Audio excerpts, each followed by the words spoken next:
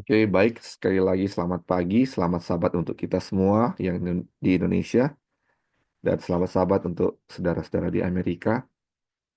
Hari ini hari Sabat tanggal 11 Januari 2025 ya. Kita akan melanjutkan kita punya pelajaran dari buku Everlasting Covenant. Kita itu sudah di chapter 34 ya, yang judulnya Israel sebagai misionari, bangsa misionari. Dan ini untuk chapter 34 kita sudah, ini pertemuan yang keempat, karena ini memang panjang dia punya pelajaran, ada sekitar 28 halaman. Dan seperti biasa ya, sebelum kita lanjut kita punya pelajaran di chapter 34 ini, kita akan review sedikit apa yang sudah kita pelajari sebelumnya, dan kita akan masuk untuk pelajaran sahabat ini, melanjutkan dari apa yang kita sudah pelajari pada hari Minggu kemarin ya. Oke, jadi judulnya Israel sebagai bangsa misionari. Jadi ini dia punya apa namanya? Dia punya ayat intinya ini eh, apa namanya? Kepada bangsa Yahudi atau bangsa Israel dipercayakan firman Tuhan.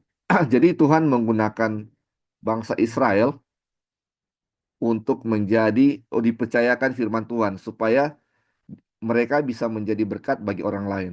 Sama seperti kepada Abraham, ketika Tuhan memberkati Abraham supaya Abraham bisa menjadi berkat bagi orang lain. Jadi bukan berarti Tuhan memilih kasih ya, dia lebih menyayangi bangsa Israel dibandingkan bangsa yang lain, sehingga dengan mudahnya dia membinasakan bangsa yang lain, sedangkan bangsa Israel dia eh, memperlakukan secara khusus. Tidak seperti itu ya, karena kalau kita ketahui karakter Tuhan yang tidak pilih kasih dari dahulu sampai sekarang sama seperti itu.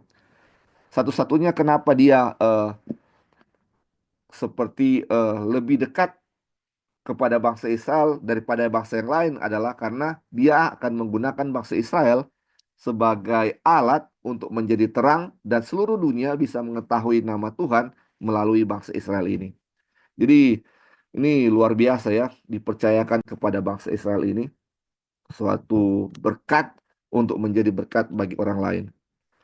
Dan kita sudah tahu ya bagaimana Israel ini di Keluaran 19 dibilang kalau mereka menurut firman Tuhan mereka akan menjadi kerajaan imam. Jadi salah satu tugas imam yang sudah kita pelajari waktu lalu sesuai dengan Malaki 2 adalah mereka akan mengabarkan Injil. Dan bagaimana Tuhan membawa bangsa Israel keluar dari Mesir dengan kuasa yang begitu besar supaya ketika mereka akan mengabarkan Injil disertai dengan kuasa ya. Di bagaimana orang-orang sudah mendengar kekuatan atau kuasa yang menyertai mereka keluar dari Mesir, dan ketika mereka akan mengabarkan Injil, hal itu harusnya apa? Menjadi mudah ya, karena orang-orang sudah dengar dahulu bagaimana kuasa Tuhan itu. Jadi ketika mereka datang, orang-orang hanya kayak tinggal memilih apakah mereka mau menurut Tuhan atau tidak ya. Dan seandainya mereka menurut apa yang Tuhan telah firmankan dengan tidak percaya kepada diri mereka sendiri, dibilang bahwa ini pekerjaan untuk memberitakan Injil ke seluruh dunia ini akan menjadi sangat singkat ya. Sangat singkat karena mereka sudah disertai dengan kuasa Tuhan ya. Jadi seandainya katanya ketika mereka tiba di Kanaan, mereka tidak percaya kepada diri mereka sendiri, selalu bergantung kepada Tuhan, dan mereka meninggalkan tanah Kanaan itu dengan aman, dan mereka pergi berdua-dua untuk ke seluruh dunia, maka Injil Kerajaan Surga sudah akan sangat cepat ya, akan sangat cepat disebarluaskan ya, disebarluaskan di seluruh dunia, dan nama Tuhan akan dikenal.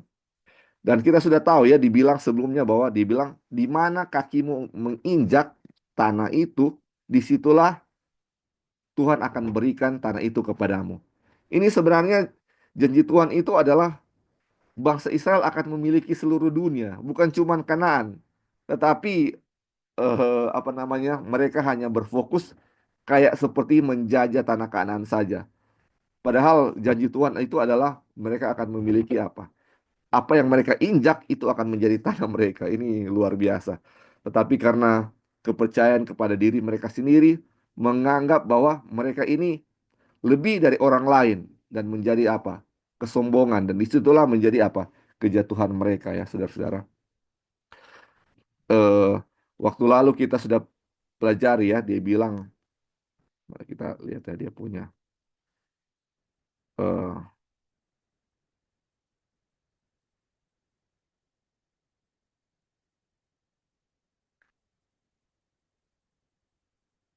ini dia ya. Mereka ini dibilang mereka puas dengan menjajah Kanaan, bukannya memiliki seluruh bumi.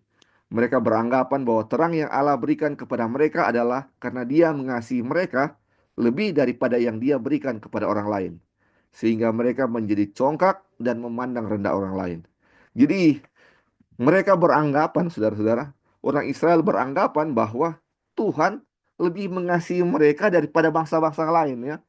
Karena kita melihat ya bagaimana Tuhan memberikan dia punya kuasa hanya kepada mereka. Jadi kalau sebagai manusia kayak wajar ya kayak merasa bahwa Tuhan lebih mengasihi mereka daripada orang lain. Tetapi sebenarnya kalau kita tahu karakter Tuhan bahwa dia tidak pilih kasih, kita harusnya sadar ya bahwa sebagaimana Tuhan mengasihi mereka, Tuhan juga mengasihi bangsa-bangsa kafir.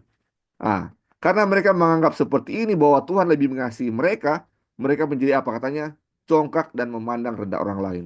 Ini menjadi pelajaran kita ya, khususnya kita di zaman akhir ini yang menjadi orang Advent. Kadang-kadang kita merasa bahwa Tuhan lebih mengasihi orang Advent daripada yang lain.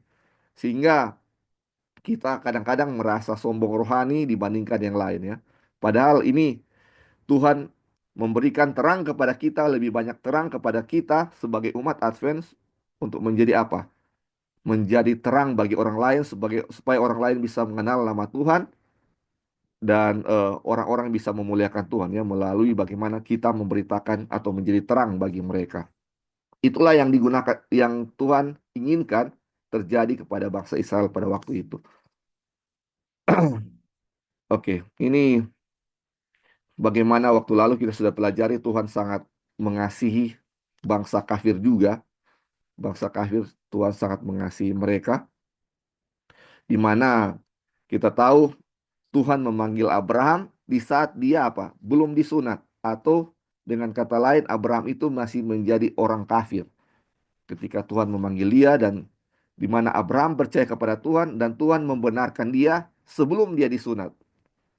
Dia disunat. Jadi, kenapa Tuhan tidak membenarkan dia setelah disunat? Ini menjadi pelajaran bahwa Tuhan mengasihi orang kafir. Tuhan mengasihi orang kafir juga ya, sama seperti dia mengasihi umat-umatnya.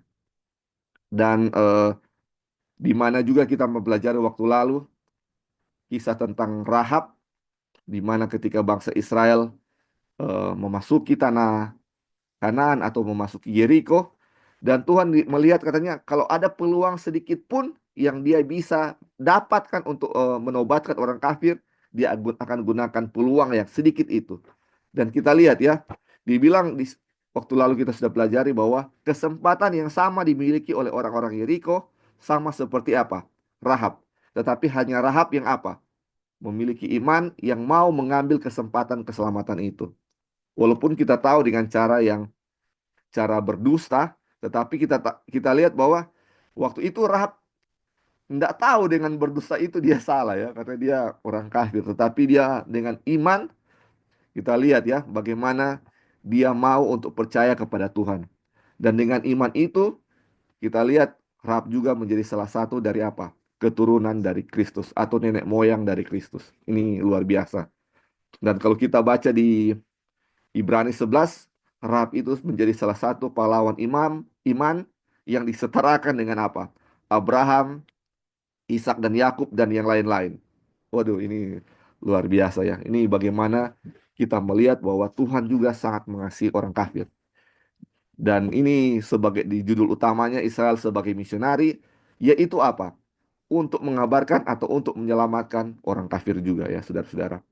Dan kita sudah pelajari waktu lalu Ini tujuan Tuhan adalah untuk menjadikan Israel sebagai misionaris, dan mereka seperti rasul-rasul ya, diutus berdua-dua untuk memberitakan Injil kepada bangsa-bangsa di sekitarnya. Tetapi karena mereka gagal, mereka merasa sombong atau juga mengandalkan kekuatan mereka sendiri, akhirnya apa? Nama Tuhan tidak disebarluaskan ya. Akhirnya dengan cara apa dibilang ini? Dibilang semua hal menunjukkan bahwa Allah pada waktu itu dan juga sekarang bukanlah Allah orang Yahudi saja, tetapi Allah bangsa-bangsa lain juga.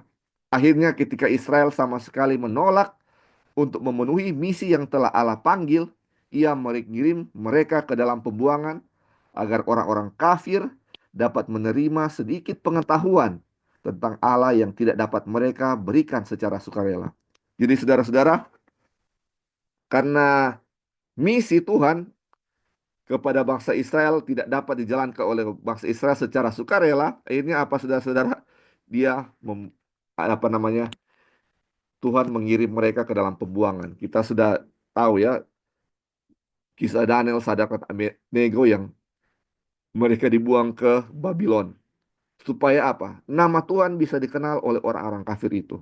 Di mana orang-orang ini yang setia kepada Tuhan, Daniel setia kepada Tuhan, Abraham, Mesak, dan Abednego rela mati demi Tuhan.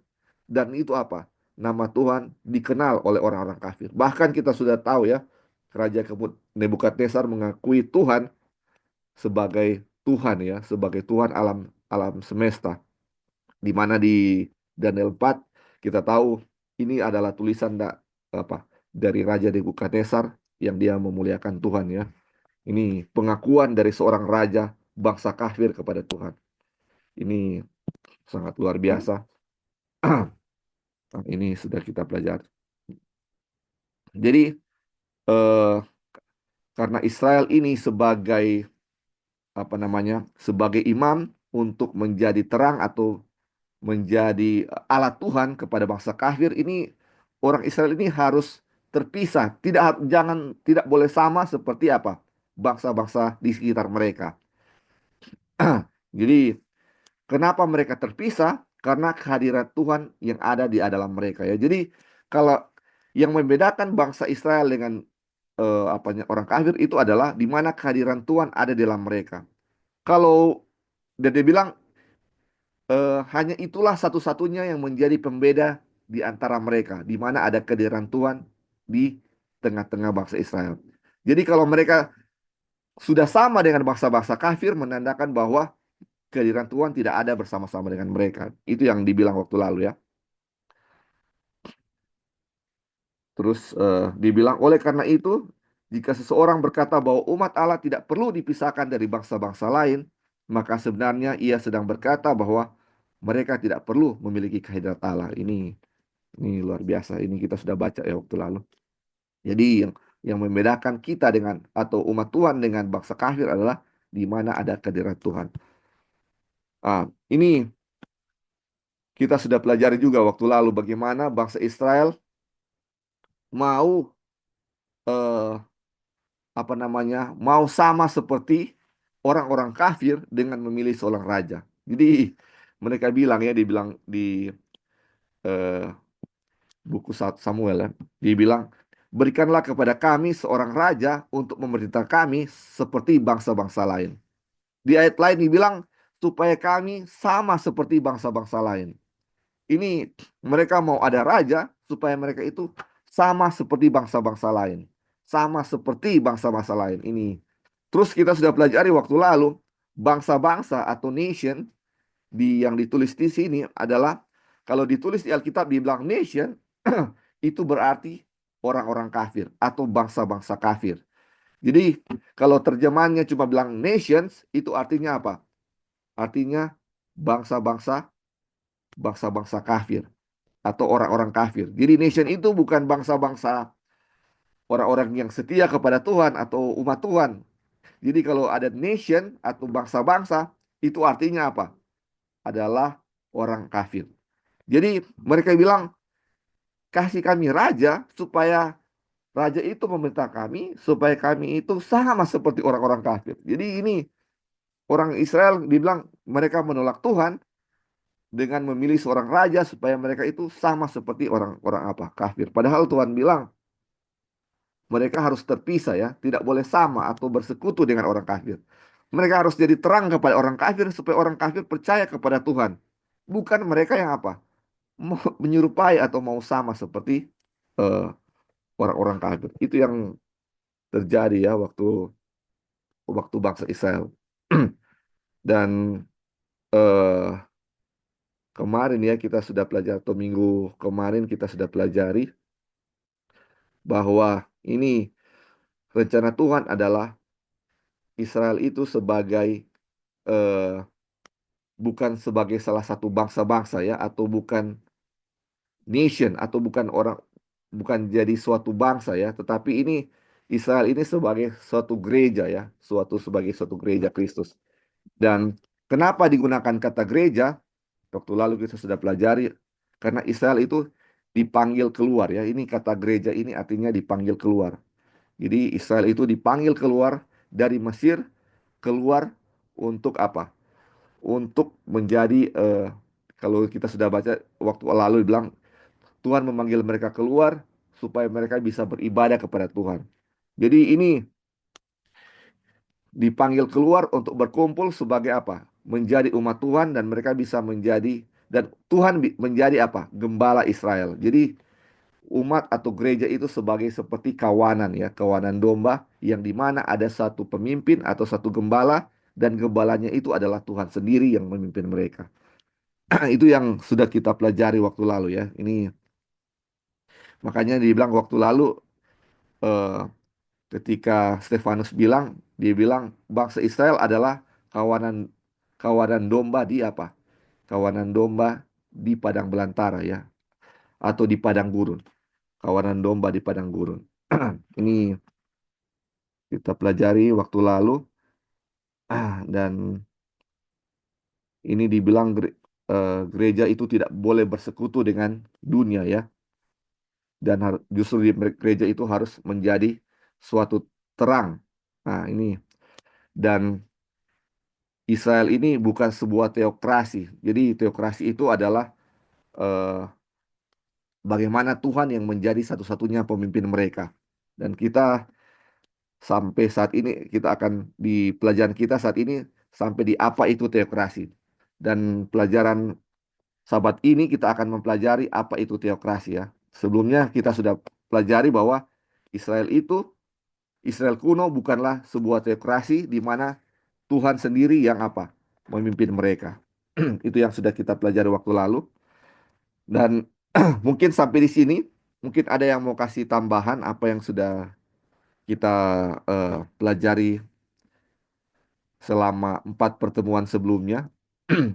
Mungkin ada poin-poin yang saudara-saudara mau tambahkan yang menjadi kekuatan atau pelajaran untuk kita sepanjang berapa pertemuan ini tentang Israel sebagai apa namanya bangsa misionaris. Ya, silakan. Ya, jadi Ya, di sini dari pelajaran ya yang kita sudah pelajari dari awal ada satu em, apa ya satu hal yang memang jadi harusnya menjadi satu kesadaran ya kepada umat yang mengaku umat Tuhan terakhir, ya tentu saja kita semua ya. Jadi ini membuka kesadaran kepada kita dan satu keyakinan yang kuat sekali, yaitu yang pertama ya, Israel itu kan adalah gereja yang kita sudah pelajari adalah gereja di padang gurun yang ya, Stefanus sampaikan. Gereja di padang gurun itu adalah di sini kita dikasih pengertian lagi mengenai waktu lalu sudah kita pelajari dan kita dikasih pengertian lagi mengenai gereja itu. Jadi gereja itu sebenarnya dipakai untuk untuk em, orang Israel ya. Pada waktu mereka dipanggil keluar dari penyembahan berhala di Mesir untuk menjadi terang memperkenalkan Tuhan. Jadi itu gereja dipanggil keluar dari penyembahan berhala. Dan di sini kita mendapatkan keyakinan bahwa Seven Day Adventist itu adalah gereja terakhir. Karena apa? Karena Advent ini dipanggil keluar dari penyembahan berhala ya hari Minggu kepada penyembahan yang benar yaitu hari Sabat. Jadi diberi keyakinan besar sekali kita adalah umat terakhir yang akan membawa terang kepada dunia. Jadi kepada kita yang adalah umat terakhir, orang-orang Advent yang disebut jemaat ya gereja, karena ketika kita menjadi satu jemaat adalah tubuh Kristus, kita harus mendengarkan suara Tuhan ya, mengikuti dan mendengarkan suara Tuhan. Jadi itulah umat terakhir, yaitu gereja Advent yang dipercayakan hukum-hukum Tuhan. Jadi karena kita adalah umat terakhir, umat Tuhan yang terakhir, kita ini diberi kesadaran dan keyakinan yang besar sekali bahwa kita harus berbeda dengan yang lain, dengan dunia ini.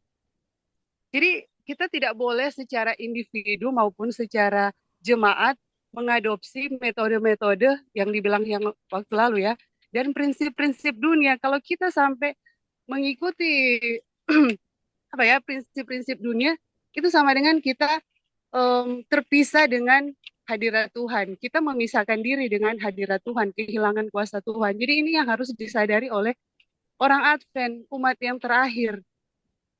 Kemudian ada satu pelajaran yang kita ingin bagikan adalah oh bukan satu pelajaran ya, yang saya sendiri ya tahu setelah menjadi Advent waktu saya masih anak-anak dan remaja, itu orang Advent itu memang betul-betul berbeda dari musik, makanan, ya kita lebih bersih dari Muslim ya. Kemudian dari kehidupan kesederhanaan ya, tidak pakai kalung, gelang, anting, dan cincin, dan lain-lain ya. Itu yang saya tahu ya dari gereja Advent begitu berbeda. Tetapi setelah ke sini, tahun bertahun berganti, itu seperti kehilangan itu gitu. Jadi saya sendiri ya sebelum membaca ini, itu ada akhirnya membuat satu kompromi ya bahwa kalau umpama ada rekreasi atau apa gitu, bolehlah pasang lagu-lagu dunia. Jadi saya masih ada pemikiran seperti itu. Bolehlah untuk ya cuma sekedar pakai gelang atau cincin atau gitu. Masih ada, tapi setelah baca ini, aduh, itu sama sekali kita tidak boleh mengadopsi metode-metode atau prinsip-prinsip dunia karena kita berbeda. Kita akan memberikan terang bagaimana kita mau memberikan terang, kemudian kita sedikit ada justru salah satu prinsip dunia yang kita pegang, ya enggak bisa ada kuasa Tuhan di situ. Jadi ini yang harus kita perhatikan bahwa kita betul-betul umat Advent itu kita harus pelajari ya, kita betul-betul berbeda dengan dunia. Jangan sampai kita um, mengambil ya prinsip-prinsip yang dunia lakukan. Jadi itu aja sih, cuma menegaskan bahwa kita harus menyadari bahwa kitalah umat yang terakhir Hmm. yang dipanggil oleh Tuhan keluar dari penyembahan berhala hari Minggu dan kepada penyembahan yang benar yaitu hari Sabat. Jadi kita ya betul-betul yakin bahwa kita adalah umat yang terakhir. Walaupun begitu banyak kekurangan ya seperti bangsa Israel, tapi pengharapan yang Tuhan berikan kepada kita adalah setiap zaman itu ada umat Tuhan yang betul-betul setia dan percaya kepada Tuhan. Itu saja, Li. Terima Dan kasih. ya, terima kasih deh untuk tambahannya. Betul sekali ya. Ini kadang-kadang kita suka sama seperti menjadi seperti dunia ya kan. Kadang-kadang ngerasa gimana ya, nggak apa-apa begini, nggak apa-apa sama seperti mereka. Padahal dibilang ini kita harus berbeda ya dengan mereka. Ini cara-cara ini sama mungkin seperti dulu ya, bangsa Israel ketika lihat ada raja, kayaknya bagus ini kalau ada raja yang mimpin, kayaknya keren kalau kita lihat. Masa semua orang, semua bangsa di dunia ada raja, masa kita nggak ada raja? Itu kan dia punya logikanya seperti itu. Masa semua ada raja, kita nggak ada raja, cuma dipimpin oleh satu nabi yang nggak keren kalau kita lihat ya. Nggak ada dia punya tentara-tentaranya, nggak ada dia punya apa bawahan-bawahan, menteri-menteri, nggak ada seperti itu. Jadi kayak kurang bagus ya. Itu mungkin yang dilihat mereka waktu itu. Makanya mereka mau apa namanya, mau sama seperti bangsa-bangsa di sekitar mereka atau bangsa-bangsa kafir. Sebenarnya mereka mungkin tidak sadar secara langsung bahwa itu mereka mau jadi sama seperti bangsa kafir, akan jadi seperti semua ya, bukan cuman mereka akan dapat raja, tetapi dia punya perilaku dan bagaimana mereka menyembah Tuhan. Mereka akan adopsi juga apa penyembahan dewa-dewa. Kita sudah lihat ya, kalau ketika seorang raja mereka itu murtad, maka bangsa itu pun murtad. Semua bangsa, semua orang-orang akan mengikuti rajanya seperti itu ya. Itu yang mungkin terjadi waktu itu ya. Dan sama seperti sekarang ini kita kadang-kadang suka mengadopsi apa yang dunia suka bikin, apa yang lagi viral, lagi ngetren, dan kita mau sama seperti itu kan. Mungkin ini persis sama seperti apa? Bangsa Israel yang mau seperti bangsa-bangsa kafir pada waktu itu. Oke, mungkin ada lagi yang mau tambahkan sebelum kita akan masuk. Ya, Oli. silakan, silakan. Oke, terima kasih. Selamat sahabat semuanya. Ya, Um, jadi tadi yang Sister Devi ada mention itu ada satu poin yang kita rasa penting untuk mau ditambahkan. Tadi Devi sudah tambahkan bagus dia punya poin di situ.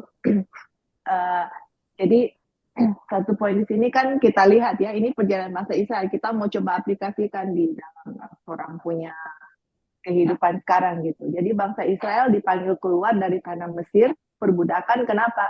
Karena di situ kan mereka menyembah idol atau banyak berhala-berhala, idol-idol. Jadi Tuhan panggil mereka keluar untuk menyembah Tuhan gitu. Dan tadi Devi ada mention mengenai musik ya. Ini mungkin orang-orang Advent, kebanyakan orang selalu berpikir ya kita hari Sabat, yang lain hari Minggu gitu. Yang penting berbakti hari Sabat, that's it gitu. Sudah istilahnya beda dengan agama-agama yang lain gitu. Tapi walaupun orang berbakti hari Sabat, orang juga sebagai orang yang mengaku orang Advent yang harusnya keluar dari penyembahan berhala dan menjadi misionaris ke gereja ke orang-orang lain, malah orang sendiri menjadi penyembah berhala. Kita kasih contoh. Namanya idol kan di Mesir idol. Itu sekarang di mana-mana kalau kita lihat American Idol, Indonesian Idol, any kind of idol itu kan berbau musik ya, mau cari seseorang yang mereka bisa idolakan gitu. Emangnya kalau kita mau tanya siapa sih orang punya orang sosok yang harus kita idolakan? Bukankah di Alkitab bilang by beholding you become changed, dengan siapa kita lihat itu kita akan dirubahkan. Siapa yang saya harus lihat untuk kita bisa berubah? Saya harus lihat Tuhan Yesus untuk menjadi sama seperti dia. Dunia create idol-idol untuk mau bikin kita punya pusat yang harusnya Yesus yang jadi pusat utama, kita jadikan manusia jadi idol kita gitu. Follow idol. Dari misalnya dari Manado, dari Jakarta, American Idol, misalnya kita tinggalnya di Toronto di California, orang dari California kita idolakan. Atau siapa yang suaranya bagus, jadi idol gitu. Jadi kita kita berbakti hari Sabat, tetapi di dalam kehidupan kita sehari-hari banyak sekali berhala-berhala yang saya belum bisa tinggalkan gitu. Ini hanya satu contoh ya, musik gitu. Terus kemudian musik yang lain, forget lah, saya nggak ada American Idol. Tapi dalam kehidupan kita, musik-musik yang kita dengar bukan musik-musik yang memberikan kita kekuatan, musik-musik yang memberikan kita memikirkan kasih Tuhan Yesus, tapi musik-musik yang membuat kita, karena setan juga menggunakan musik untuk untuk kita punya pikiran tidak fokus kepada Yesus. Sedangkan musik rohani pun kita pun harus hati-hati karena kita ada dengar satu orang yang presentasi yang dia berbicara mengenai musik, orang-orang yang kasih lagu gospel, yang orang-orang yang nyanyi lagu gospel yang famous, yang orang-orang terkenal pun itu sebenarnya bukan musik yang yang seharusnya kita dengar. Dia punya beat lah, dia punya semuanya itu udah sama lagu dunia, dia punya beat sama dengan lagu dunia, tapi mereka taruh kata-kata rohani lah seperti itu. Tapi kalau mereka bilang kalau kita play backward, kalau musik itu di play backward, kalian akan lihat di situ satanic message atau uh, kalau Beatles itu, kalau penyanyi-penyanyi dulu yang Beatles itu, mereka bilang kalau kita play backward mereka punya musik, itu ada message, satanic message. It's the same thing with the gospel, yang kita rasa oh ini namanya lagu rohani, tapi kita lihat bahwa dengan lagu rohani pun kita harus hati-hati gitu. Makanya dalam memilih musik pun itu kita memang harus benar-benar lihat ya, dia punya nada musik itu apa, dia punya pesan di lagu itu apa, seperti itu. Jadi kita rasa oh kita sudah jadi Advent, keluar dari perbudakan, keluar dari idol. Tapi banyak sekali idol-idol yang kita tanpa sadari kita masih menyembah idola atau idol itu sendiri, atau kita masih mengidolakan seseorang, ataupun kita tidak hati-hati dalam memilih musik. Akhirnya dalam memilih musik itu pun yang harusnya kita mengidolakan Kristus, harusnya kata-katanya menguatkan kita dalam kerohanian kita, harusnya kita menjadi berkat untuk orang lain, malah kita sama dengan dunia, nyanyi lagu yang sama, berjoget-joget, ada lagu yang orang Advent sesudah keluar gereja sudah social night, berjoget lah lagu ini dan sebagainya. Jadi kasihan gitu ya, masih I'm not judging anybody, tapi kita kasihan karena purpose kita yang Tuhan harus separate kita dari bangsa yang lain atau jadi beda, malah kita sama, mau kita bikin sebagaimana apa ya, as close as orang dunia gitu, sama seperti bangsa Israel, pilih raja gitu loh. Padahal Tuhan bilang nggak boleh pilih raja gitu, karena akan sama dengan dunia. Kita istilahnya hanya pergi ke gereja hari Sabat, sesudah hari Sabat udah nggak jadi orang asing lagi, udah sama dengan dunia dalam segala hal. Jadi mungkin itu aja kita punya tambahan. Oke, thank Ya, you. terima kasih. Jadi betul ya, ini bagaimana yang terjadi sekarang ini. Dan kita tahu juga ya di zaman dahulu, di zaman bangsa Israel, mereka juga ketika mereka menyembah idol-idol itu di tanah Kanaan, di idol-idol orang Kanaan, kita tahu mereka juga menyembah hari Sabat kan. Ini orang Israel, walaupun mereka tetap menyembah hari Sabat, mereka juga apa? Menyembah idol-idol lain. Ini jadi itulah yang terjadi ya. Bagaimana mengadopsi mengadopsi metode atau prinsip-prinsip dunia yang ini. Makanya makanya hanya dua golongan dibilangnya, hanya ada golongan gereja dan dunia. Sebenarnya kalau kita mengadopsi apa yang dunia tawarkan kepada kita atau apa yang kita lihat, itu sebenarnya kita satu golongan dengan dunia ya, seperti itu. Dan ini ya dibilang waktu lalu kita sudah pelajari yang saya bold kuning ini. Dia bilang akan tetapi dengan kasih karunia Allah selalu ada segelintir orang yang setia bahkan pada masa kemurtadan yang paling parah sekalipun. Ini ini sangat luar biasa ya saudara-saudara. Walaupun kita lihat ya di dunia sekarang ini, di dunia gereja pun di kita ini, walaupun banyak yang sepertinya sudah sama dengan dunia, sudah mirip sekali dengan dunia, tetapi tetap ada umat-umat Tuhan yang setia. Di zaman Israel pun, di zaman-zaman yang lalu, ketika masa kemurtadan sampai di masa masa apa namanya kegelapan pun tetap ada apa? Di Dark Ages pun masih ada apa?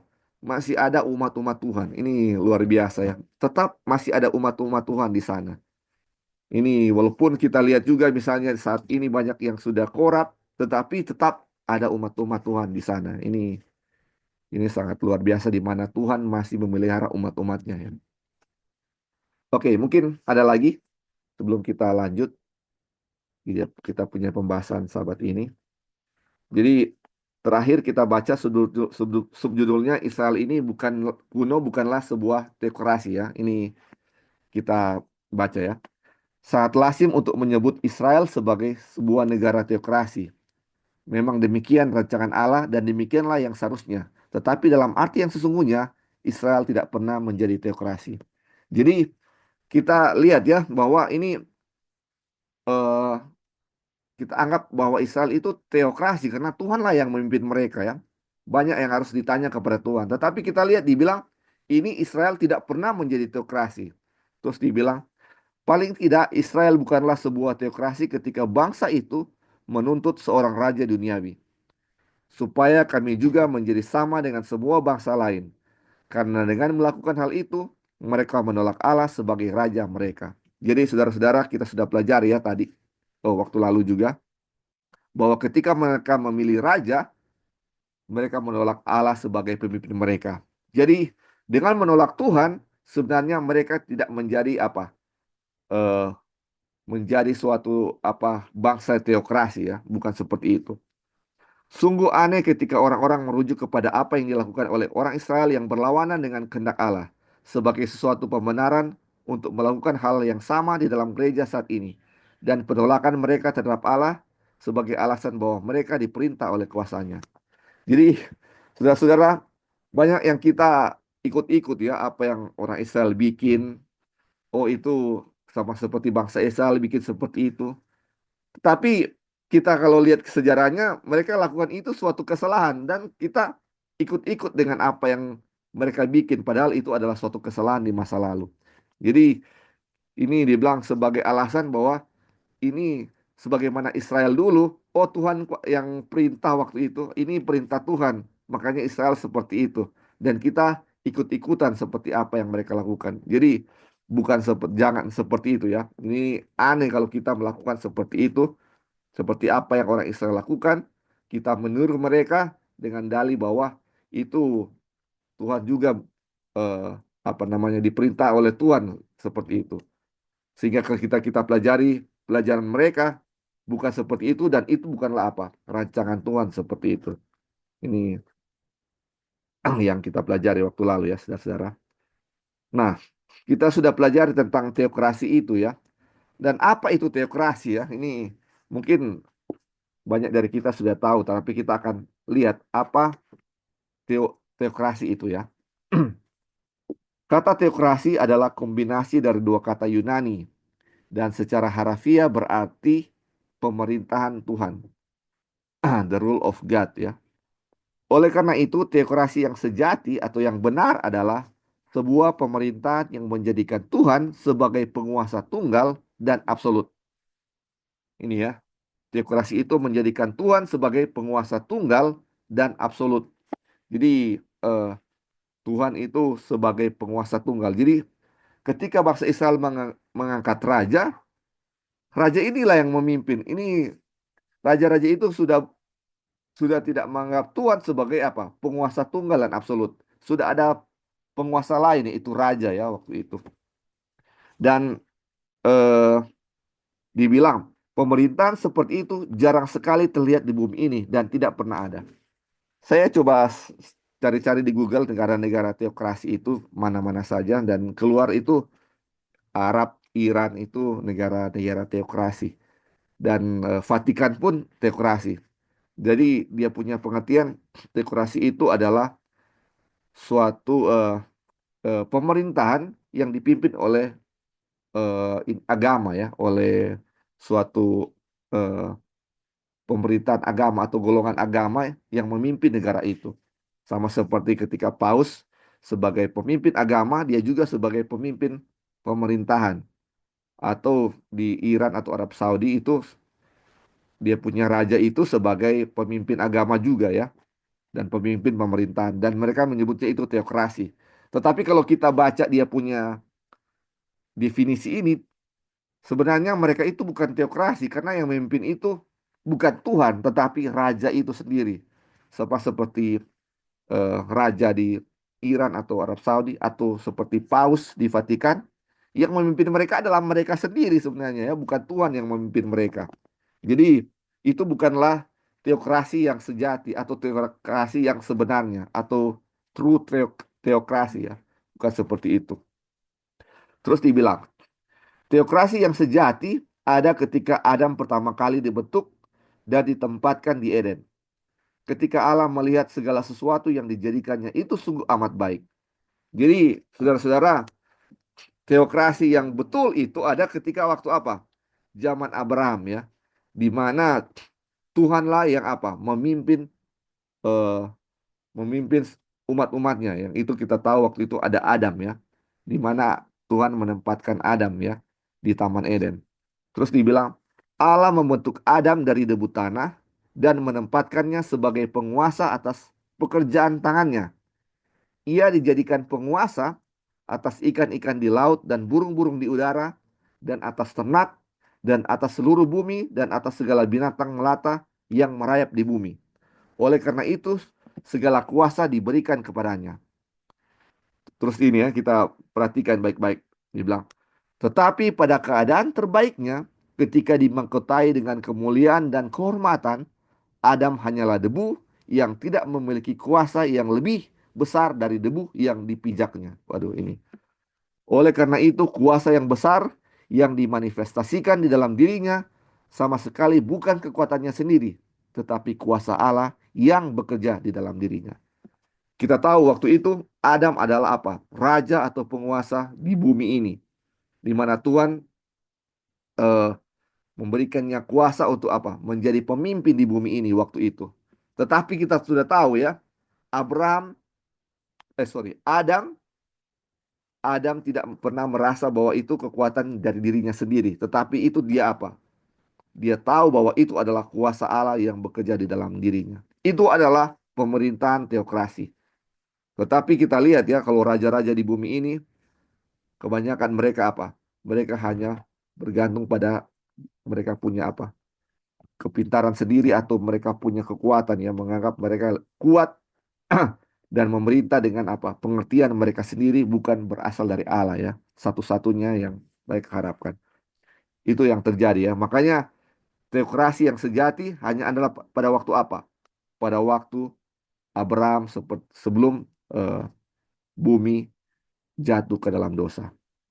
Terus dibilang, Allah adalah penguasa mutlak, tetapi ia berkenan sejauh menyangkut bumi ini untuk menyatakan kuasanya melalui manusia. Oleh karena itu, selama kesetiaan Adam kepada Allah, terdapat sebuah teokrasi yang sempurna di bumi ini. Jadi, selama masih Adam setia kepada Tuhan, kepada Allah, ini ada sebuah teokrasi di mana Tuhan satu-satunya pemimpin atau yang memimpin eh, umat tuh apa bangsa ya atau di bumi ini. Walaupun Abraham sebagai apa penguasa di bumi ini, tetapi di balik itu adalah apa? Ada Tuhan di sana ya, yang yang memimpin atau yang berkuasa atas seluruh bumi ya. Itu yang teokrasi sejati ya waktu itu. Oke, mungkin ada yang mau tambahkan tentang teokrasi ini sebelum kita lanjut tentang apa itu teokrasi dan eh, latar belakang teokrasi ini ya, yang sejati. Oke, kalau belum ada kita lanjut ya. Gereja Kristus satu-satunya teokrasi sejati. Teokrasi seperti itu tidak pernah ada sejak saat itu. Karena kejatuhan manusia adalah pengakuan iblis sebagai Allah dunia ini. Aduh, ini. Jadi, sejak dari Adam itu sampai sekarang ini katanya tidak ada lagi teokrasi ya. Di mana Tuhan yang satu-satunya memimpin. Karena ketika manusia jatuh, iblis mengaku bahwa dia adalah apa? Pemimpin dunia ini. Menggantikan Adam. Ini dia yang menguasai atau menjadi Allah di dunia ini. Terus dia bilang, tetapi secara individual, teokrasi itu ada dalam kesempurnaannya di dalam Kristus. Atau second Adam, Adam yang kedua. Yang di dalam hatinya ada hukum Allah. Dan di dalam dia berdiam segenap kepenuhan kealahan secara jasmania. Apabila Kristus telah memperbarui bumi dan memulihkan segala sesuatu seperti pada mulanya, dan hanya ada satu kawanan dan satu gembala, satu raja di seluruh bumi, maka itulah teokrasi yang sempurna. Kehendak Allah akan terjadi di seluruh bumi seperti yang ada di surga. Jadi saudara-saudara, kita baca bahwa tidak ada teokrasi yang sejati atau yang benar sejak kejatuhan manusia sampai sekarang ini. Tetapi dibilang ada teokrasi yang sejati di dalam apa? Teokrasi yang sempurna di dalam tubuh Kristus ya. Di mana Kristus ini hanya percaya atau hanya Tuhan yang memimpin dia. Segala sesuatu yang dia lakukan berasal dari Tuhan. Teokrasi yang sejati ada dalam diri Kristus. Dan dibilang ketika nanti Kristus telah memperbarui bumi ini menjadi bumi yang baru, dan kita sudah tahu ya, di mana kita akan menerima everlasting covenant, everlasting possession, waktu kita menerima everlasting life, atau kita memiliki tanah perjanjian kekal, karena ketika kita sudah memiliki hidup yang kekal, dan itu akan menjadi suatu apa?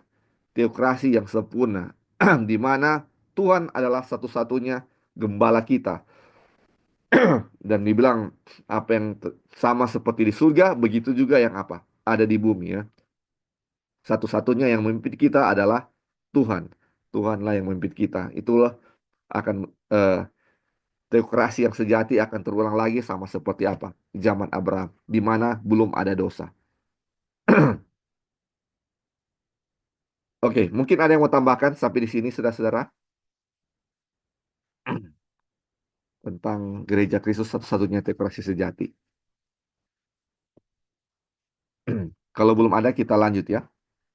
Dibilang, sekarang adalah waktu persiapan. Kristus Kristus sekarang sedang mengumpulkan suatu umat yang di dalamnya karakternya akan diproduksi. Yang di dalam hati mereka, dia akan berdiam oleh iman. Sehingga setiap orang dari mereka seperti dirinya sendiri dapat dipenuhi dengan seluruh kepenuhan Allah. Saudara-saudara, tadi kita sudah pelajari bahwa Kristus adalah satu-satunya eh, dalam diri individual, ada teokrasi di dalam dirinya, di mana Tuhan satu-satunya yang menguasai dia, yang memimpin dia. Terus dibilang, sekarang itu adalah waktu persiapan di mana kita sedang atau Kristus sedang mengumpulkan umat Tuhan yang karakternya akan diproduksi, di mana kita melihat bahwa Tuhan sedang mengumpulkan umat-umat yang karakternya atau ada teokrasi sejati di dalam diri mereka sendiri ya. Jadi sebelum ada teokrasi secara bangsa, ada teokrasi secara apa? Individual-individual di sini. Di mana mereka bisa memiliki itu atau karakter Tuhan akan diproduksi, mereka bisa ada pemerintahan teokrasi di dalam dirinya, di mana itu karena ada apa?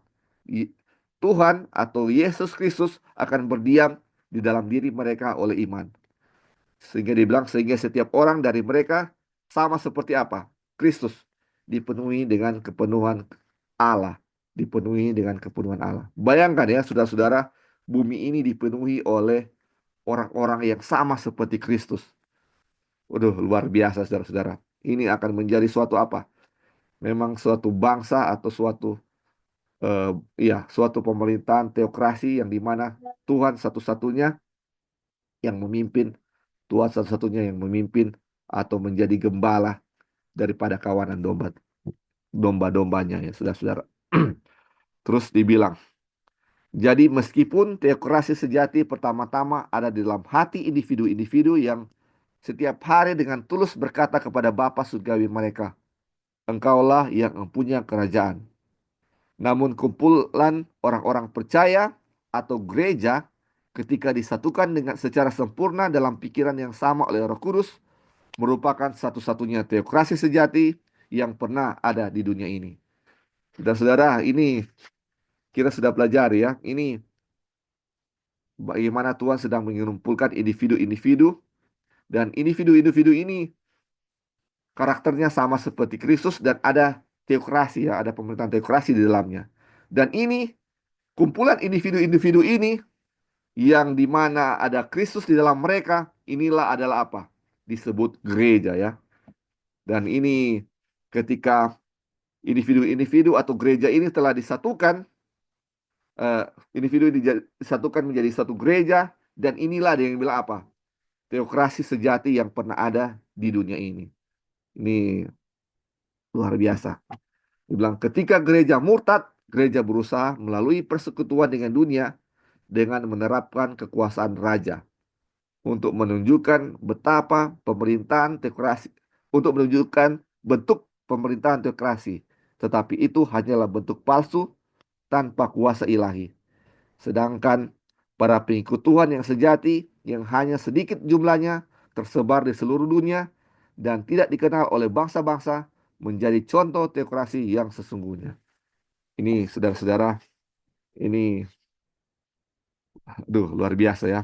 Ketika gereja murtad yang katanya gereja berusaha melalui persekutuan dengan dunia dengan menerapkan kekuasaan raja, menunjukkan bentuk pemerintahan teokrasi, tetapi itu hanyalah bentuk palsu tanpa kuasa ilahi. Jadi ini kalau kita bersekutu dengan dunia ya, atau gereja bersekutu dengan dunia dan menerapkan seperti kekuasaan raja, ada asalnya satu orang yang memimpin dan apa namanya, dan bentuk pemerintahnya seperti pemerintah dunia yang dipimpin oleh raja. Dan mereka ini mengaku sebagai bentuk pemerintahan teokrasi di mana Tuhan yang memimpin, tetapi dibilang itu hanya apa? Bentuk palsu kalau tanpa kuasa Tuhan. Dan walaupun begitu saudara-saudara dibilang, tetapi pengikut Tuhan yang sejati masih tersebar di seluruh dunia. Walaupun tidak dikenal oleh bangsa-bangsa, tetapi mereka adalah contoh teokrasi yang sebenarnya. Ini luar biasa ya saudara-saudara. Oke, saudara-saudara, ada yang mau tambahkan di sini? Ini luar biasa. Ya, silakan, silakan. Ya, jadi bagus sekali ya dia punya pelajaran mengenai teokrasi. Jadi saya juga dapat pelajaran juga yang bagus di sini bahwa bukan berarti kita dibilang sebagai gereja belum tentu saya teokrasi, ya kan? Iya, betul. Teokrasi itu itulah gereja yang betul gitu. That's the true church. Jadi saya mengaku misalnya saya gereja saya denominasinya gereja Advent. Tapi bukan berarti saya adalah gereja yang sejati, karena gereja yang sejati itu pun adalah gereja yang Tuhan sebagai pemimpinnya ya satu-satunya. Jadi ada juga tambahan yang kita mau taruh di sini bahwa kita lihat ya, selain tadi kan dibilang bahwa Adam itu dia adalah orang pertama ya yang pure teokrasi gitu. Iya. Dan kedua itu adalah second Adam, yaitu Tuhan Yesus waktu dia hidup di dunia ini. Jadi walaupun dia teokrasi, kita juga harus lihat juga ya bahwa tapi Tuhan Yesus juga menghargai akan pemerintahan. Contoh waktu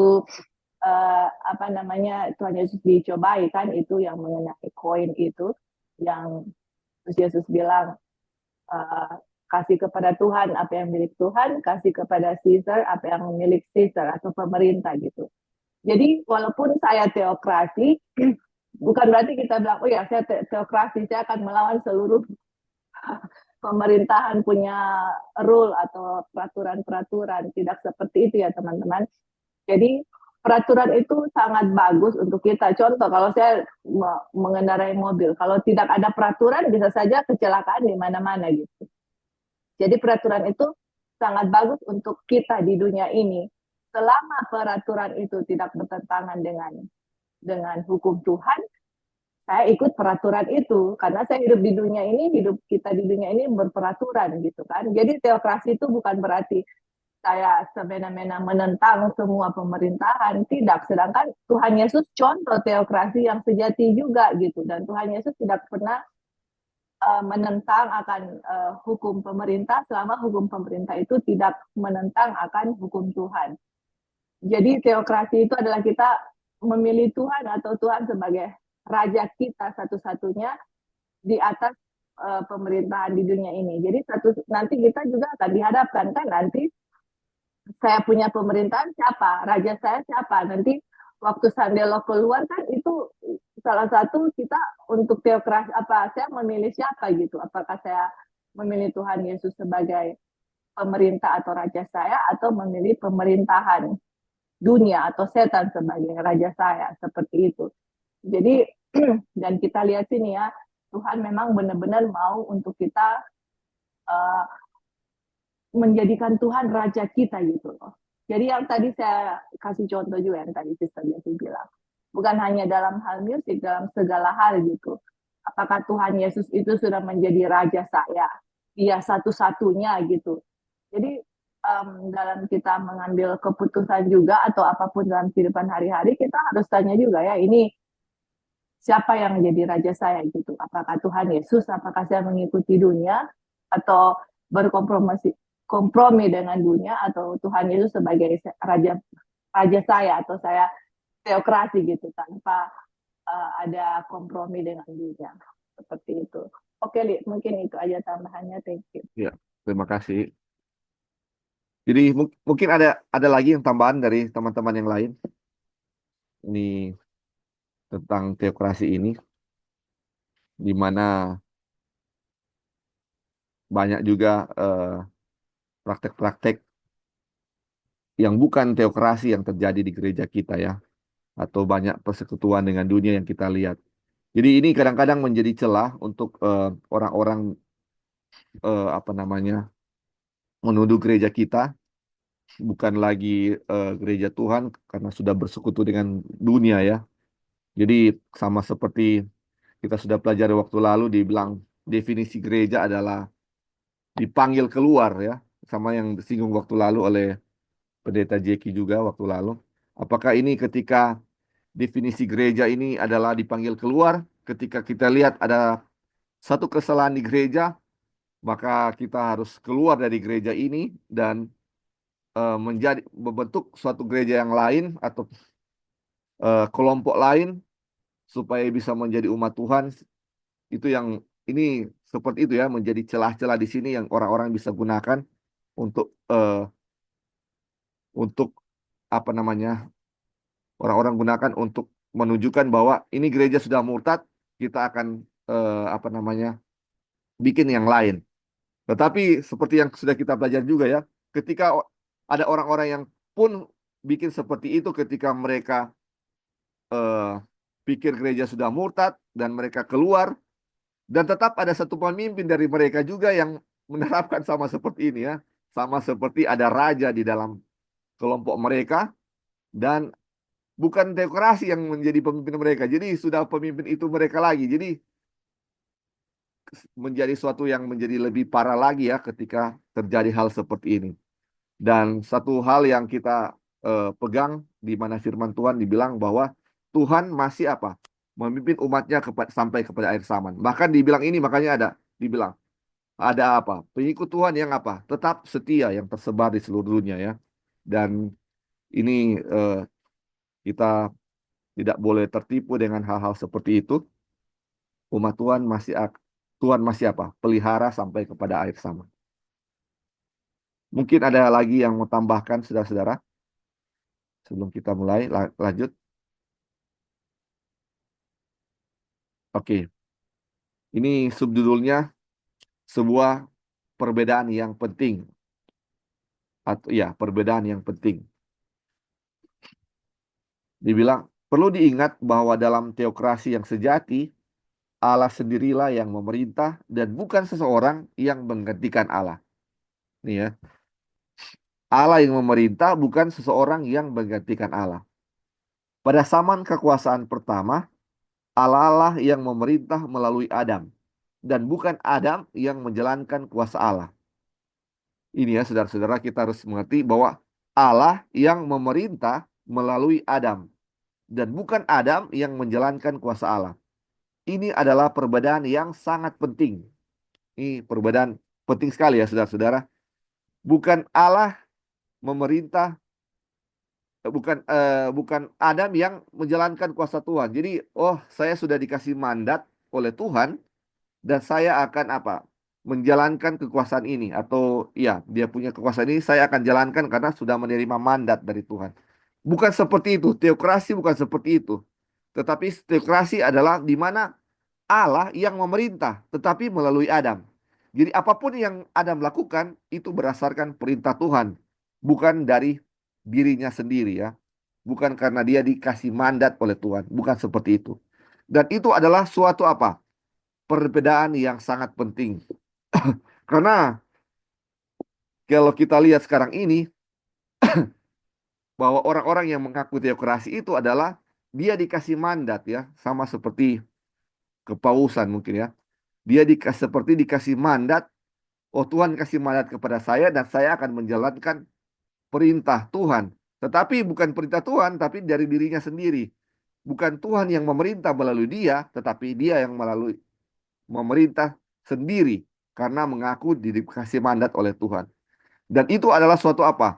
Perbedaan yang sangat sangat berbeda ya, yang sangat berbeda. Terus dibilang, ketika Adam yang kedua berkata, aku tidak dapat berbuat apa-apa dari diriku sendiri. Ini Adam kedua Yesus ya. Dia bilang, Bapa yang diam dalam aku, dialah yang melakukan pekerjaannya. Inilah sebuah teokrasi yang sejati atau yang benar. Demikian pula halnya dengan para pengikut Kristus yang sejati. Allah lah yang mengerjakan di dalam kamu, baik kemauan maupun pekerjaan menurut kerelaannya. Jadi saudara-saudara, ini teokrasi yang sejati adalah Bapa atau Tuhanlah yang melakukan segala sesuatu pekerjaannya. Kita tidak melakukan pekerjaan apapun karena Tuhanlah yang melakukannya melalui kita ya saudara-saudara. Bukan dari diri kita sendiri. Ini perbedaan antara teokrasi yang sejati dan teokrasi yang palsu. Oke, sampai di sini saudara-saudara subjudul ini ada yang mau tambahkan? Silakan. Ini perbedaan yang penting ya, di mana Allah yang memerintah melalui manusia bukan dikasih mandat dan menjalankan kuasa Allah, bukan seperti itu ya. Oke, kita lanjut ya. Oh ya, Ali, silakan. ini poinnya sangat penting kita lihat. Kenapa sangat penting? Karena kita lihat ya, dan bukan saya hanya lihat, saya alami sendiri, di mana orang-orang keluar dari gereja, Iya, ya kan, bilang, oh gereja sumurtad, kita harus keluar, sudah banyak kemurtadan, kita harus mempunyai satu gereja yang murni.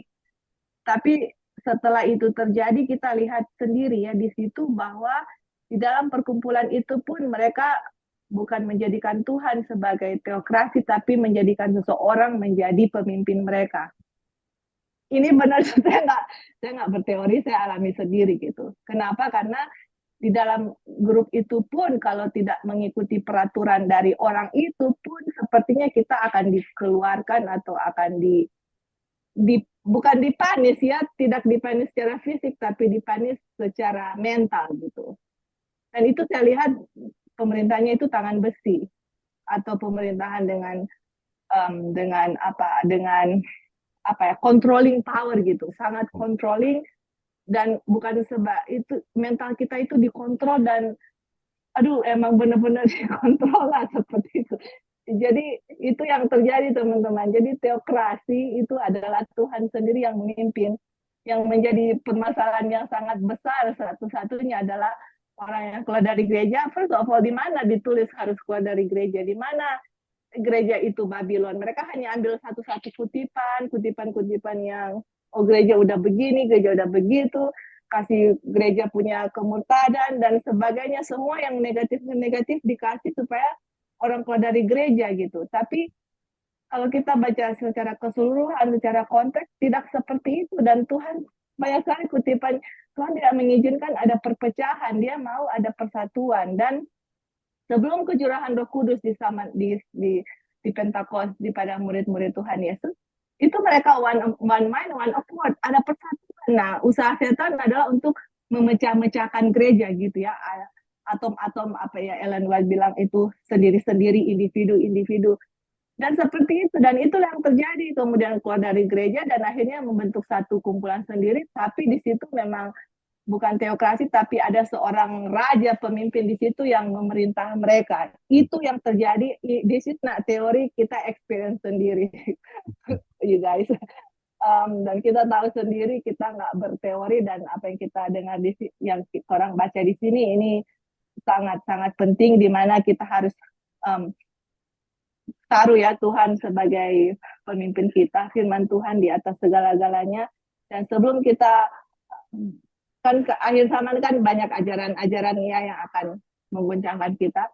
Jadi kita harus baca secara konteks dan belajar betul-betul berdoa sama Tuhan. Jangan sampai tertipu dengan orang-orang yang sepertinya sangat rohani, sepertinya waduh hidupnya seperti gimana gitu, tapi kita harus benar-benar berdoa sama Tuhan dan selidiki Alkitab untuk diri kita sendiri supaya kita jangan tertipu, dan memang harus Tuhan ya yang menguasai diri kita. Kalau tidak, kita akan memilih yang lain daripada Tuhan. Oke, mungkin itu tambahannya. Thank you. Betul. Ya, terima kasih. Mungkin ada lagi yang mau tambahkan saudara-saudara. Iya, Ya, silakan ya. halo. Ya, Ya. Jadi dari yang sudah dijelaskan Kak Jo ya mengenai gereja, karena em, mau dihubungkan ya dengan gereja, karena ini sepertinya ada orang-orang yang keluar dari gereja mempunyai kekuatan besar ini, karena mereka pikir oh Tuhan yang langsung memimpin, kok nggak perlu iya, gereja, kan begitu. Tapi kalau dilihat ya janji-janji Tuhan yang Tuhan em, yang Ellen White tulisnya mengenai gereja, bagaimana gereja ini dibentuk langsung oleh Tuhan, organisasi kita ya, dan banyak sekali kutipan-kutipannya yang sebagiannya sudah dikasih tahu ya tadi Kak Joy minggu lalu juga.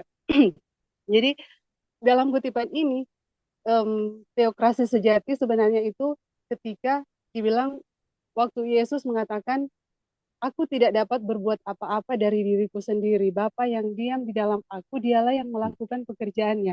iya, Inilah sebuah teokrasi yang sejati, demikian pula hanya dengan para pengikut Kristus yang sejati. Allah lah yang mengerjakan di dalam kamu baik kemauan maupun pekerjaan menurut kerelaannya. Jadi Allah yang mengerjakan. Kalau mereka keluar dari organisasi, itu bukan Allah yang mengerjakan, iya, itu pikiran mereka, pendapat mereka sendiri yang mengerjakan. Karena kalau mereka betul-betul mau mengikuti Tuhan, suara Tuhan, itu mereka tidak akan keluar dari organisasi. Karena Yesus sendiri yang kita sudah pelajari waktu lalu, waktu dia mengatakan kepada wanita Kanaan, aku diutus kepada bangsa apa orang Israel. Kan dia bilang aku diutus hanya kepada orang Israel. Yesus tidak meninggal. Yesus ini tahu persis ya keadaan bangsanya seperti apa. Tapi dia bilang dia diutus kepada bangsa Israel. Itu kan artinya Tuhan tidak meninggalkan bangsanya. Jadi kalau mereka yang mengatakan apa mereka yang keluar dari organisasi tidak mau bergabung dengan keadaan organisasi seperti ini dan ini, itu sebenarnya mereka tidak mempercayai Tuhan dan tidak mengikuti suara Tuhan. Jadi dari pelajaran kita di sini ya, kita dikasih tahu bahwa pada akhirnya kita ada satu kekuatan ya, pada akhirnya Tuhan akan membentuk gerejanya. Maksudnya ada teokrasi sejati. Itu umat-umat Tuhan yang kutipan di atas, kita lihat ulang ya. Dibilang apabila Kristus telah memperbaharui bumi dan memulihkan segala sesuatu seperti pada mulanya, dan hanya ada satu kawanan dari satu gembala, satu raja di seluruh bumi, maka itulah teokrasi yang sempurna. Jadi itu pasti ada ya. Kemudian kehendak Allah akan terjadi di seluruh bumi seperti yang ada di surga. Nah ini yang kutipan selanjutnya. Sekarang adalah waktu persiapan. Kristus sekarang sedang mengumpulkan suatu umat yang di dalamnya karakternya akan direproduksi dan di dalam hati mereka dia akan berdiam oleh iman sehingga setiap orang dari mereka seperti dirinya sendiri dapat dipenuhi dengan seluruh kepenuhan Allah. Aduh, jadi ini ya satu umat ini yang pada akhirnya akan menjadi gereja yang betul-betul sejati ya, dipimpin langsung oleh Tuhan, itu yang me- mer- yang di dalamnya karakter Kristus akan direproduksi, dan Tuhan sedang mengumpulkannya sekarang. iya, Jadi Tuhan itu sedang mengumpulnya sekarang. Jadi kalau ada orang yang keluar dari organisasi itu kan berarti mereka betul-betul tidak apa ya, mereka yang mau melakukannya sendiri. Jadi itu betul-betul jauh dari kehendak Tuhan ya.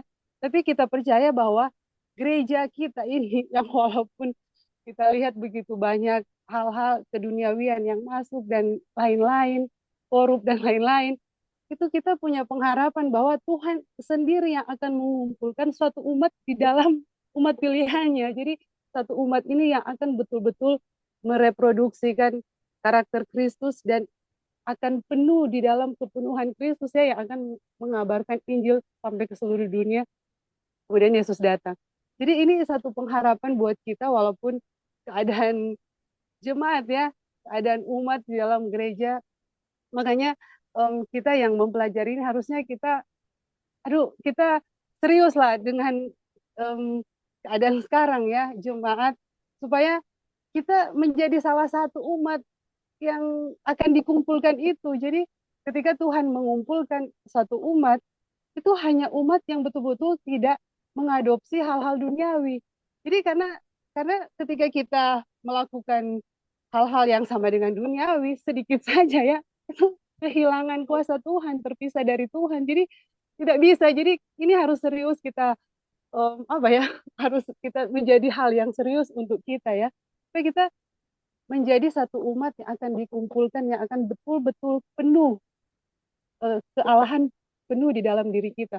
Supaya kuasanya betul-betul penuh dan kita bisa mengabarkan Injil ya ke seluruh dunia untuk memperkenalkan Tuhan menjadi terang. Itu aja, Li. Terima kasih. Ya, terima kasih Dev. Tuhan ya. Oke, mungkin ada lain lagi sebelum kita lanjut. Oke, kita lanjut ya, saudara-saudara. Ini, oke. Subjudulnya, kepausan bukan suatu teokrasi. Di dalam kepausan kita melihat seseorang manusia yang mengaku bertindak sebagai pengganti Allah. Paus tidak mengaku menentang Allah, tetapi menjadi wakilnya, atau seperti yang ia sebut, wakil Allah. Seseorang yang menjalankan kuasa dan otoritas Allah baginya. Jadi, ini kepausan ya. Kalau kita lihat tadi ya, ini perbedaan teokrasi yang betul dan palsu adalah di mana Allah yang memerintah, bukan Allah yang memerintah Adam, bukan Adam yang menjalankan kuasa Allah ya. Bukan Adam wakil Allah untuk menjalankan kuasa Allah, bukan seperti itu ya. Itu perbedaannya. Makanya ini ketika ini Paus dibilang dia tidak menentang Allah, tetapi dia menjadi wakil Allah. Dibilang seseorang yang menjalankan kuasa dan otoritas Allah. Ini ya. Ini bukan seperti yang tadi ya kita sudah baca. Tetapi istilah ini menunjukkan bahwa bukan Allah yang memerintah di dalam kepausan, melainkan seseorang manusia sebagai pengganti Allah. Ini luar biasa, saudara-saudara. Ini yang memerintah adalah manusia yang menggantikan Allah. Seseorang manusia menggantikan Allah. Itulah yang berusaha dilakukan oleh Lucifer. Sudah menjadi salah satu tujuan iblis untuk merebut tempat Allah dan mengklaim kekuasaan yang seharusnya menjadi milik Allah. Oleh karena itu, di dalam kepausan kita tidak memiliki teokrasi, tetapi demokrasi. Dan hal yang sama terjadi dalam setiap kasus, baik dalam negara maupun individu, di mana Allah tidak diakui sebagai satu-satunya penguasa tertinggi, penguasa kerajaan angkasa, yaitu roh yang sekarang sedang bekerja di antara orang-orang durhaka. Efesus 2 ayat 2b. Jadi, saudara-saudara, kalau kita lihat ini, kalau kita lihat di Google, ini Vatikan atau kepausan ini adalah sebuah teokrasi. Tetapi kalau kita lihat, dia punya arti sesungguhnya dari teokrasi, dan kita bisa melihat bahwa kepausan bukanlah suatu apa? Teokrasi, tetapi dia adalah demokrasi, di mana yang memimpin adalah seorang manusia, bukan Allah.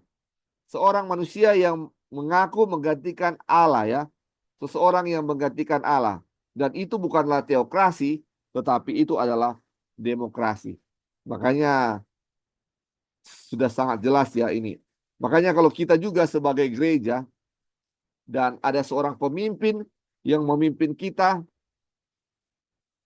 berdasarkan dia sebagai pemimpin bukan berasal dari Allah, makanya itu bukanlah sebuah teokrasi di mana Allah yang memimpin, tetapi orang itu sendiri yang memimpin. Makanya saudara-saudara, kita sudah pelajari tadi bahwa akan ada suatu teokrasi ketika apa? Tuhan sendirilah yang akan memimpin umat-umatnya. Tuhan sendirilah yang akan memimpin umatnya. Mungkin saat ini kita melihat bukan teokrasi yang sedang apa? Memimpin kita. Tapi mungkin ada manusia-manusia, makanya banyak apa? Kesalahan di mana-mana ya, saudara-saudara. Tapi kita percaya bahwa akan ada suatu apa? Pemerintahan teokrasi yang akan memimpin kita nanti ya, saudara-saudara. Itu yang eh, kita pelajari di sini. Oke, sampai di sini mungkin ada yang mau tambahkan dari subjudul ini tentang kepausan bukan teokrasi. Oke, kalau tidak ada kita lanjut ya saudara-saudara. Mungkin ini subjudul terakhir ya sebelum kita tutup. Dibilang, sebuah teokrasi tidak menggunakan kekuasaan. Hal ini terbukti dari pernyataan Kristus. Kerajaanku bukanlah dari dunia ini, sebab semua orang yang ada di dalam dunia, yaitu keinginan daging dan keinginan mata, serta keangkuhan hidup, tidak berasal dari Bapa. Oleh karena itu, ketika gereja yang mengaku Kristen menjalankan kekuasaan duniawi, tindakan itu menunjukkan penolakan terhadap Allah. Apapun pengakuannya. Aduh, saudara-saudara, ini pelajaran untuk kita ya, saudara-saudara. Kita ini adalah gereja yang mengaku umat Tuhan ya. Gereja yang mengaku umat Tuhan, kita mengaku sebagai terang untuk dunia ini, sebagai terang untuk dunia ini. Tetapi dibilang, kalau kita mengaku Kristen, tetapi menjalankan kekuasaan duniawi, di mana kekuasaan duniawi itu adalah bagaimana manusia yang memimpin, ini menunjukkan apa katanya penolakan terhadap Allah. Apapun pengakuan kita bahwa kita umat Tuhan, tetapi di mana kuasa dunia yang memimpin atau dia punya cara pemimpinnya seperti dunia, itu bukanlah teokrasi atau itu adalah menunjukkan penolakan terhadap Tuhan. Ini luar biasa ya. Ini kita harus doakan kita punya pemimpin-pemimpin kita ya saudara-saudara, untuk tidak sama seperti apa dunia ini. Oke, kayaknya kita baca satu ini baru kita selesai. Judulnya Umat yang Terpisah. Melalui nabi yang membuka mulutnya untuk mengutuk tetapi justru mengucapkan berkat, kita tahu ini adalah Bileam. Allah berfirman tentang umatnya Israel, suatu bangsa yang diam tersendiri dan tidak mau dihitung di antara bangsa-bangsa kafir. Umat Allah ada di dalam dunia, bukan bagian dari dunia, dengan tujuan untuk menunjukkan kemuliaan Dia yang telah memanggil mereka keluar dari kegelapan. Jadi umat Tuhan ada di dalam dunia, tetapi bukan bagian dari dunia. Tetapi hal ini hanya dapat mereka lakukan ketika mereka mengakui bahwa Allah adalah yang tertinggi. Gereja adalah kerajaan di mana Allah memerintah sendiri, dan satu-satunya hukum adalah hukum kasih Allah. Hanya suara Allah yang didengar dan diikuti, dan hanya suara Allah yang berbicara melaluinya. Namun biarlah hal ini diulangi lagi, karena ini adalah hal yang tidak boleh kita lupakan, bahwa meskipun umat Allah yang sejati Israel terpisah dari dunia, mereka tidak bersikap acuh tak acuh dan tidak eksklusif. Nah, ini luar biasa saudara-saudara. Walaupun kita umat Tuhan terpisah dari dunia, tidak menjadi bagian dari dunia, bukannya berarti kita ini katanya apa? Acuh tak acuh atau bersikap eksklusif dan kita tidak berhubungan dengan orang lain lagi. Bukan seperti itu ya, saudara-saudara. Orang Israel seharusnya tidak bersekutu dengan orang Gibeon, tetapi mereka boleh saja menerima mereka menjadi bagian dari jumlah mereka. Orang Gibeon mungkin telah menjadi orang Israel dengan cara yang sama seperti Yakub sendiri, yaitu dengan iman. Ketika umat Allah bersekutu dengan dunia, maka hanya ada satu standar, yaitu duniawi. Tetapi ketika mereka tetap terpisah, maka mereka memegang sebuah standar yang menunjukkan tempat perlindungan bagi penduduk bumi yang lelah dan tertindas. Jadi saudara-saudara, ini kita terpisah dari Allah, tetapi bukan berarti kita ini tidak peduli dengan apa yang terjadi pada dunia ya. Kita harus apa? Menjadi menjadi terang di mana kalau ada yang membutuhkan, di mana kita menjadi saluran berkat bagi mereka ya. Dibilang seperti itu ya. Di mana menjadi saluran berkat kepada orang-orang di sekitar kita. Terpisah bukan berarti apa? Tidak peduli dengan mereka. Terpisah adalah peduli kepada mereka karena Tuhan juga sangat sangat memperhatikan orang-orang kafir atau orang-orang di luar sana. Dan tujuan Dia memanggil kita atau tujuan Dia memberkati kita dengan firman Tuhan adalah supaya kita bisa menjadi berkat bagi mereka. Jadi biarlah kita terpisah dari dunia bukan karena kita mau menyendiri dari mereka, tetapi ada apa? Kehadiran Tuhan dalam diri kita yang menjadikan kita berbeda dari dunia. Dan biarlah kita apa? Menjadi terang di dalam kegelapan. Terang dan gelap tidak pernah bersatu. Walaupun terang sekecil apapun, dia tidak akan menjadi gelap di dalam kegelapan, tetapi dia akan menjadi terang ya. Dia tetap akan menjadi terang di dalam kegelapan sekalipun. Dan biarlah ini pelajaran tentang Israel menjadi pelajaran bagi kita, di mana kita terpisah tetapi bukan memisahkan diri, kita menjadi selalu menjadi berkat bagi apa? Bangsa-bangsa atau orang-orang di sekitar kita. Oke, sampai di sini kita punya pelajaran saudara-saudara. Mungkin ada yang mau tambahkan sebelum kita tutup dalam doa. Ini kita punya pelajaran sangat indah ya, sangat luar biasa. Mungkin ada yang mau tambahkan sebelum kita berdoa. Ya, Loli. Ya, silakan. Ya, mungkin tambahan terakhir dari Ya, kita yang mana walaupun kita menjadi terang bagi orang lain, tidak menjadi bagian dunia, tapi bukan berarti kita nggak bergaul dengan iya, dunia. itu Iya dia. kan? Nah, Itu yang jadi salah konsep. Banyak sekali orang harus terpisah dengan dunia, akhirnya nggak mau bergaul dengan dunia, pergi ke country living menyendiri, dan sebagainya, sebagainya. Jadi kita tuh salah konsep. Tuhan mau kita terpisah dengan dunia, dengan praktek dunia, bukan dengan orang individu itu gitu loh. Dimanapun saya pergi, saya bisa menjadi contoh. Malah justru Tuhan mau kita berbaur iya, untuk menjadi contoh, untuk misioneri sebagai bangsa Israel juga ya. Jadi mungkin itu konsep yang kita harus kembalikan ke konsep yang benar untuk menjadi misioneri, bukan terpisah dengan dunia, tapi dan bukan terpisah dengan dunia secara orang, tapi praktek keduniawian yang harus betul. dipisahkan. Oke, thank you. Terima kasih. Betul ya, bukan terpisah atau tidak bergaul dengan mereka, tetapi apa praktek-praktek mereka dalam keduniawian yang kita tidak boleh ikuti ya. Mungkin ada lagi sebelum kita berdoa, saudara-saudara. Oke, baik. Kalau sudah tidak ada, kita akan tutup dalam doa, dan biarlah ini pelajaran bangsa Israel menjadi pelajaran untuk kita ya, karena apa yang terjadi bagi mereka ditulis bukan untuk kepentingan mereka, tetapi untuk kepentingan kita yang hidup di saat zaman akhir telah tiba ya saudara-saudara. Biarlah pelajaran ini menjadi pelajaran yang berharga untuk kita, dan biarlah kita menjadi berkat untuk orang-orang yang ada di sekitar kita. Oke, kita akan berdoa. Kita akan tutup dalam doa.